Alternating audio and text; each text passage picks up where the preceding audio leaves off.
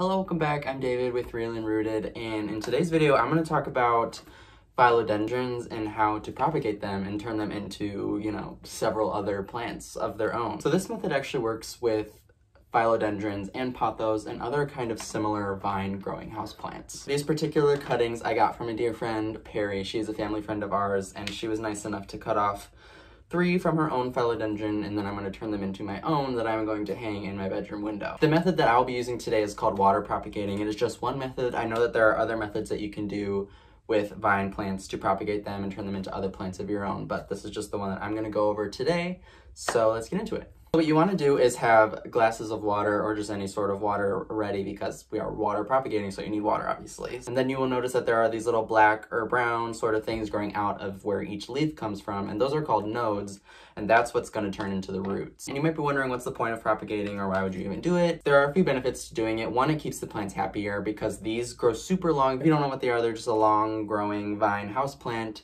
that can take over rooms. So you want to make sure that they're not getting too long, or else they won't be able to suck up the amount of water that they want. And as far as when you want to do that, it's really up to you. So I don't know what this originally looked like, but I'm going to want to keep mine a little more trimmed up, not so long. They're going to be in a macrame planter hanging in my bedroom window, so I don't want them hanging all the way down to the floor. I'm just going to keep them, a little bit hanging down a little bit, obviously, but just not super long, because that's just not what I want. But you want to take a clean pair of scissors, make sure they're clean, because you don't want to introduce any sort of bacteria to your plant or have them grow in the water and just cause more problems in the future. So I just clean these with just, regular dish soap, and they're just regular scissors. And I'm going to take the first one here, this is an end one, and I'm going to cut right here. So there's the leaf right here, the end leaf, and then there's nodes growing right here on the end, and I'm going to cut just right below it. So now I just have this one single cutting, and this is one of several that there are going to be, and I'm going to take it and put it in the water, and in about 3 weeks, I think, is usually how long it takes, there will be roots growing, and then we're going to put them into the soil, and then they'll be in their own home forever. So now I'm going to just take the rest of these vines and cut them all up and place them in the water, and we'll go from there.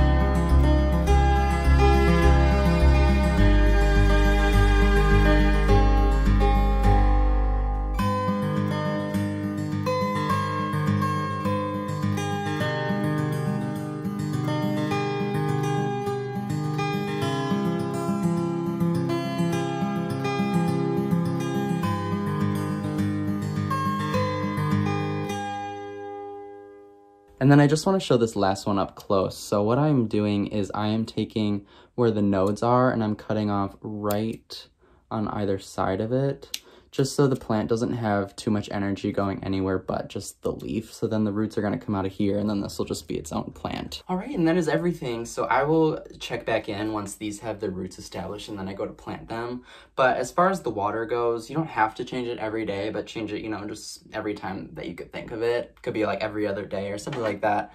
I'll probably try to change it every day just to keep it as healthy as possible, but it's up to you. So I will check back in when these have their roots growing.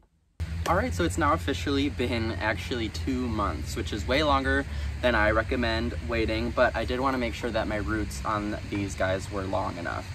You want to make sure before you plant them, I might have mentioned this before, but again, it's been 2 months, don't really remember what I said. I have a mustache and a different haircut now, who knows. But you want to make sure that your roots are at least 1 inch long, or else they probably won't survive in the soil. And I do want to mention that mine are a lot longer than 1 inch, and when that happens, you're more likely to experience any sort of disease or rot or anything like that, any sort of fungal disease.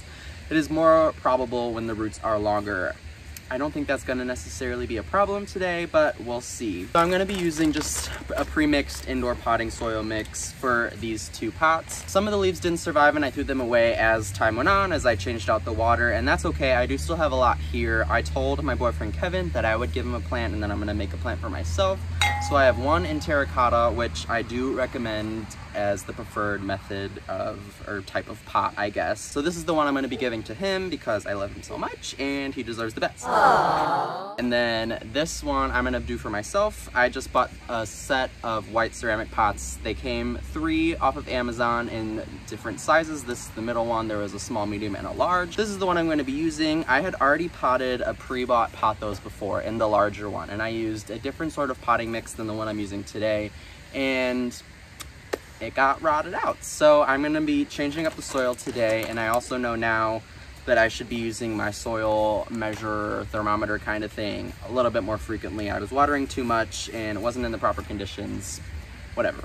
We live and we learn. Moving on from there. What you want to do is fill up your pot with soil, and then I'm going to get them pre-wet a little bit. I will be using the water that I propagated with just to kind of reduce the shock of transplanting for them. It's obviously still going to be crazy for them going to water into soil, especially with how long the roots are now.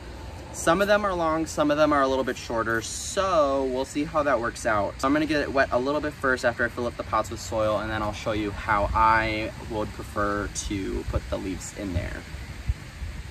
So let's go. The reason I'm using indoor specific potting mix this time is because it is a lot lighter, and you'll feel if you ever pick up a bag, it is much lighter than outdoor potting soil that you use for your containers outside.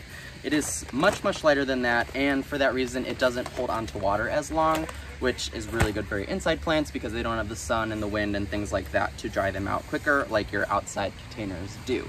So I've got them filled up. I'm gonna pour a little water into them and mix it around.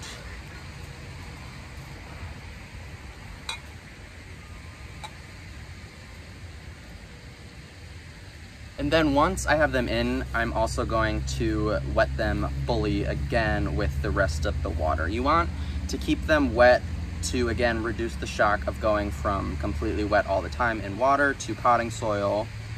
And you don't even necessarily have to move them to potting soil. You can keep them in water forever and just grow them like that. But I think that they get bigger and stronger in soil and they last longer.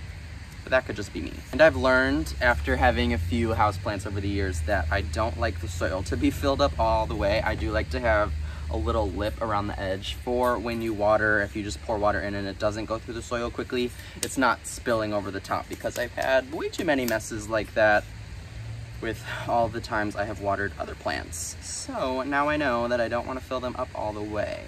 So something like this, where there's a lip, you can see is much preferred for me. So what I like to do when planting a mass propagation like this, and what I've seen other people do, is make a hole in the middle and then grab them all together as kind of like a bouquet, you could describe it as, and putting them all in together at once.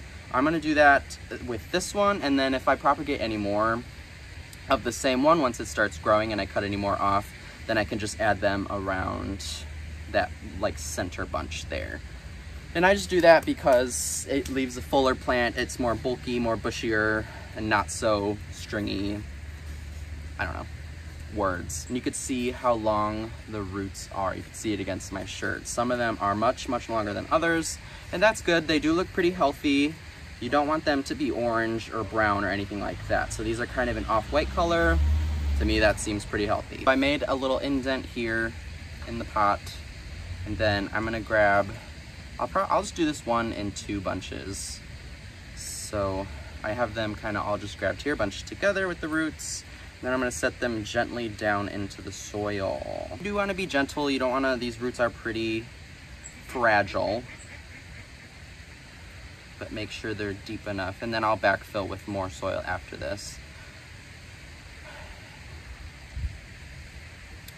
So then I'm gonna grab the rest and get them in. Over here, tuck that root in.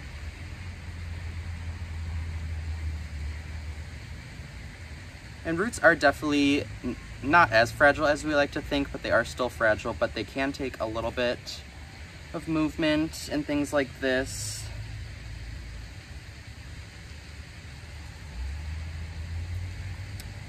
So there we go, and now I'm going to fill in over, making sure all the roots are covered of all of the little plants in here. And then here we go, I'm gonna backfill a little bit more with some soil.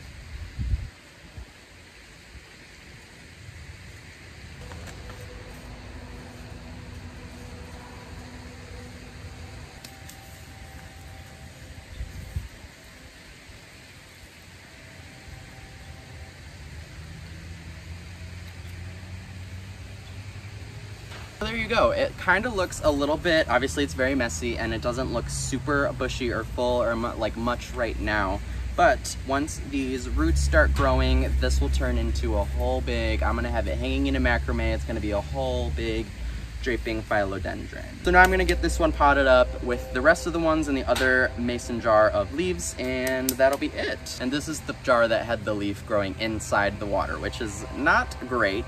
So I'm going to remove that, even though he was doing a lot of good work in there, and this was the one when I put them into the water 2 months ago, this one wasn't even a leaf, but it had really good nodes on the bottom, so I just put it in the water anyway, and now you can see it's got a super long, few inches long green root that is going to hopefully form one big vine in the future. So just as long as you see nodes, it doesn't necessarily have to have a leaf on the end, but if there is a node, there is a way.